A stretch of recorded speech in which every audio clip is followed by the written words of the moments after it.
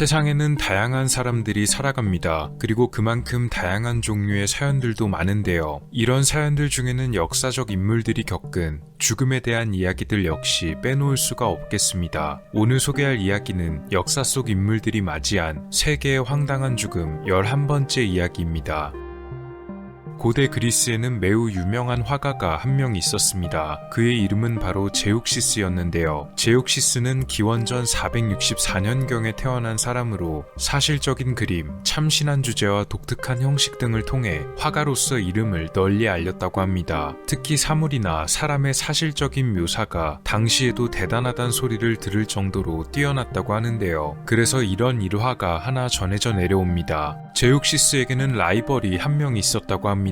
그는 바로 에베소의 파라시오스였는데요. 역사가 플리니우스는 자신의 저서 자연사에 이 파라시오스와 제욱시스의 대결을 묘사해놨습니다. 그것은 바로 화가답게 그림으로 대결을 하는 것이었는데요. 주제는 누가 더 사실적인 그림을 그리는가였습니다. 처음 그림을 완성한 것은 제욱시스였습니다. 그가 선택한 소재는 다름 아닌 포도였다고 하는데요. 그런데 제욱시스가 포도를 너무나 먹음직스럽게 그린 나머지 근처를 날아가던 새들이 그의 그림을 보고는 진짜 포도인 줄 알고 그림을 쪼아댔다고 합니다. 이 광경을 본 많은 사람들은 제욱시스가 하늘의 새도 속였다 라고 평가하며 어지간한 그림이 아닌 이상 그의 승리를 점쳤다고 하는데요. 다음 차례인 파라시오스의 그림을 평가하기 위해 그의 작업실로 모두가 발을 옮겼다고 합니다. 파라시오스의 작업실에는 커다란 커튼이 쳐져 있었는데요. 대체 그림은 어디 있냐는 제욱시스의 질문에 그는 커튼 뒤에 그림이 놓여 있으니 직접 커튼을 걷어내고 확인해보란 대답을 남겼다고 합니다. 커튼을 걷어내기 위해 그 앞까지 다가간 제욱시스. 하지만 그는 커튼을 걷어낼 수가 없었는데요. 왜냐면 그것은 진짜 커튼이 아니고 파라시오스가 직접 그린 것이었기 때문입니다. 커튼 그림이 너무나 사실적이었던 것인데요. 이것을 본 사람들은 제욱시스는 새를 속였지만 파라시오스는 그런 제욱시스를 속이는데 성공했다며 대결은 그의 승리로 끝나게 되었다는 일화입니다. 이런 제욱시스가 목숨을 잃게 된 일화는 무척 황당합니다. 로마의 학자 폼페이우스 페스투스가 남긴 글에 따르면 제욱시스는 웃다가 목숨을 잃었다고 하는데요. 하루는 그에게 초상화를 부탁하기 위해 한 노파가 찾아왔고 제욱시스는 부탁대로 그녀의 초상화를 그려주었습니다. 그런데 전해지는 바에 따르면 이 노파가 굉장히 우스꽝스럽게 생겼었다고 합니다. 노파가 돌아간 뒤 그녀의 초상화를 보던 제욱시스는 사진처럼 너무나 똑같이 그려낸 노파의 얼굴을 보고는 갑자기 터져나오는 웃음을 참을 수가 없었다고 합니다. 그리고는 웃고 또 웃다가 숨을 제대로 쉬지 못해 질식하고 말았다고 하는데요. 당대 최고의 화가를 웃다가 숨지게 만들 정도면 도대체 어떤 외모를 가진 사람이었던 것일까요? 안타깝게도 현재 제욱시스의 작품은 하나도 남지 않아서 확인해볼 방법이 없다고 합니다.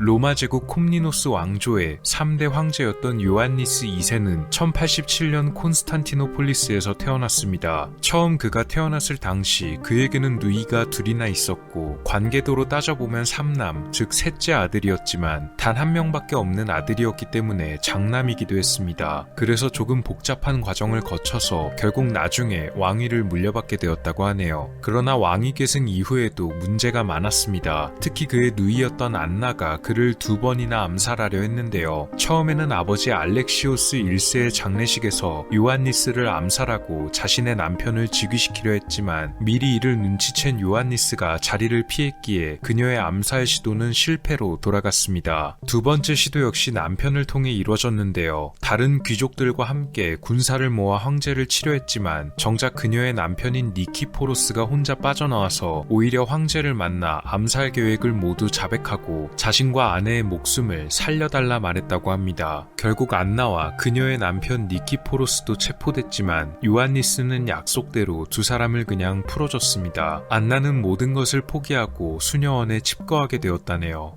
요한니스는 즉위 동안 수많은 전쟁을 진행했으며 그 중에는 많은 수의 반란들도 있었다고 합니다. 어느 정도 정세가 진정된 뒤에도 그의 심기를 건드리는 나라가 하나 있었습니다. 그것은 바로 안티오키아 공국이었는데요. 황제가 직접 화친을 요청했지만 돌아온 것은 모욕적인 답변들 뿐이었다고 합니다. 결국 황제는 다시 한번 전쟁을 준비하게 되는데요. 이번에는 그의 세 아들까지 함께한 채였습니다. 5만의 군대를 이끌고 떠난 원정 진정돼. 그러나 첫 번째 아들이자 황태자였던 알렉시오스가 이유를 알 수 없는 병에 걸려 사망하게 되고, 뒤이어 차남 안드로니코스마저도 알렉시오스와 같은 병을 앓다가 세상을 떠나게 됩니다. 이제 황제에게는 넷째 아들인 마누일밖에 남지 않게 되었고, 여기서 군대를 돌렸다면 좋았겠지만 그는 그러지 않았습니다. 킬리키아의 주둔지를 차린 요한니스 황제, 저술가 니키타스 호니아티스의 역사에 따르면 황제는 이 킬리키아에서 불운한 최후를 맞이했다고 합니다. 그는 주둔지를 세운 뒤 스트레스를 해소할 겸 멧돼지 사냥에 나서기로 했는데요. 군사들이 몰아넣은 멧돼지에게 황제가 창을 찔러 넣는 순간 갑자기 흥분한 멧돼지가 그를 향해 뛰어올랐고, 창을 쥐고 있던 요한니스는 균형을 잃고 넘어졌다고 합니다. 그러자 그가 어깨에 메고 있던 화살통에 화살들이 쏟아졌고, 곧 그 화살 중 하나가 황제의 손가락을 살짝 찔렀다고 합니다. 문제는 이 화살이 맹독이 발라진 독화살이라는 것이었는데요. 독은 손 쓸 틈도 없이 빠르게 황제의 몸으로 퍼져나갔고, 이 상처로 인해 곧 치명적인 폐혈증에 걸리게 되었습니다. 그의 군대가 사흘이 넘게 밤을 새고 기도를 올리기도 했지만 결국 자신의 최후를 예감하고 막내 아들 마누이를 불러서 왕위를 물려준다는 유언을 남긴 뒤 숨졌습니다. 일단 왕위를 계승하는 동안 혼란스러운 상황을 피해야 했기에 이들은 다시 회군하여 콘스탄티노폴리스로 돌아갔다고 하네요.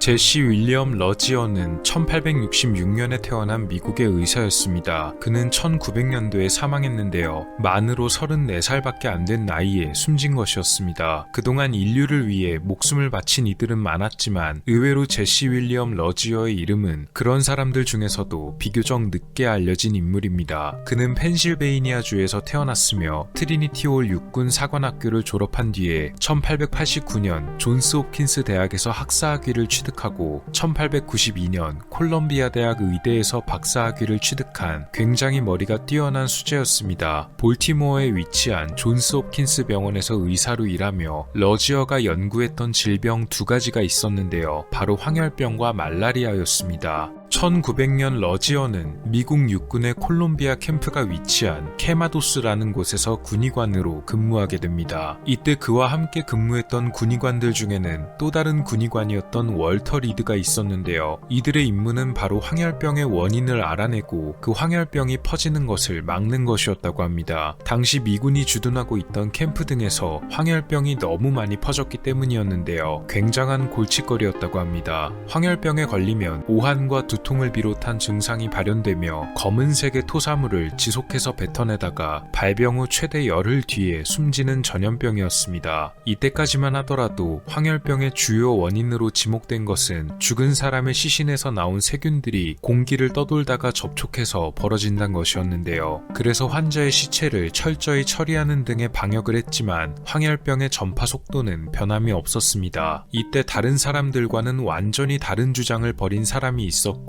그는 바로 쿠바의 의사인 카를로스 핀레이였습니다. 카를로스는 황열병을 옮기는 매개체가 다름 아닌 모기라고 주장했는데요. 문제는 그가 비교적 약소국인 쿠바의 의사였기에 주류 의학계에서 그 주장을 진지하게 여기지 않았던 것입니다. 그러나 이런 의견에 주목했던 사람들이 있었습니다. 바로 러지어와 월터 리드였습니다. 이들은 모기가 황열병을 옮긴다는 카를로스의 주장이 굉장히 신빙성이 높다고 생각했습니다. 하지만 그걸 뒷받침하기 위해선 증명이 필요했는데요. 증명하는 길은 딱 한 가지였습니다. 바로 황열병이 걸린 모기에 직접 물려보는 것이었습니다. 물론 이것은 굉장히 위험한 일이었습니다. 모기가 감염 매개체가 아니면 다행인 일이었지만 정말로 모기가 황열병을 감염시킨다면 물리는 순간 100% 병에 걸리기 때문이었는데요. 제시 윌리엄 러지어는 용감하게 나섰고 카를로스의 실험실에서 가져온 모기를 풀어놓은 뒤 자신의 몸을 물도록 만들었습니다. 그리고 그는 며칠 뒤 황열병에 걸리게 되었습니다. 모기가 황열병을 옮긴다는 가설이 실제로 맞았던 것입니다. 이제 황열병을 예방할 방안이 구체적으로 세워질 수 있었는데요. 그러나 불행하게도 제대로 된 치료법이 없었기 때문에 러지어는 2주일 후에 세상을 뜨게 되었습니다. 질병의 원인을 알아보기 위해 직접 모기에 물리고 그로 인해 많은 사람의 목숨을 구할 수 있게 되었는데요. 제시 윌리엄 러지어의 희생을 기리기 위해서 그를 기념하는 기념 표식도 세우게 되었습니다. 황당한 죽음이면서도 숭고한 희생으로 봐야겠네요.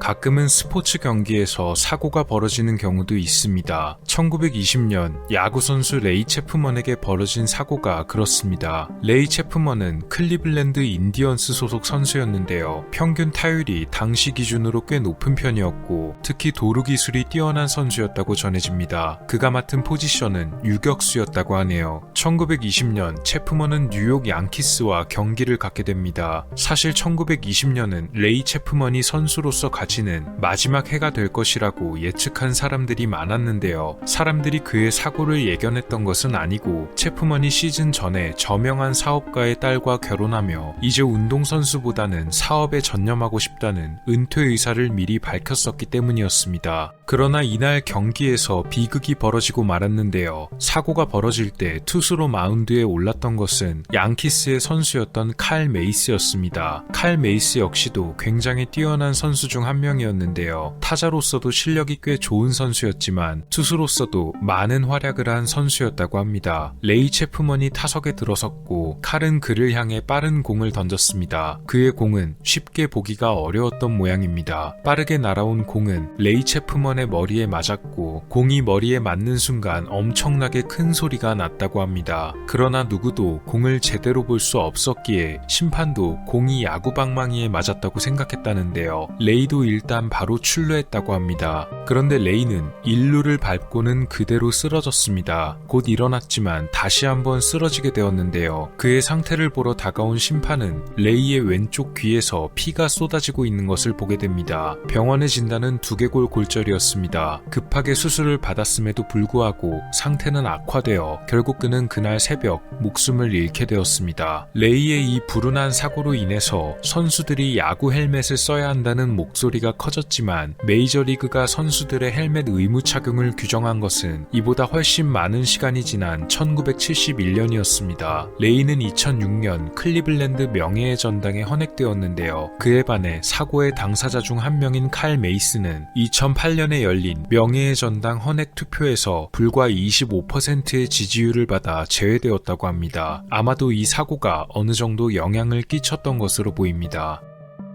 오늘은 세계의 여러 사람들이 맞이했던 다양하고 황당한 죽음에 대해 알아봤습니다. 다음 영상에는 역사 속의 황당한 죽음들에 관한 12번째 이야기로 찾아뵙도록 하겠습니다. 미스터리 큐브였습니다. 감사합니다. 오늘 미스터리 어떠셨나요? 영상을 재밌게 보셨다면 채널에 방문하셔서 더 많은 영상을 시청해보세요. 미스터리 큐브였습니다. 감사합니다.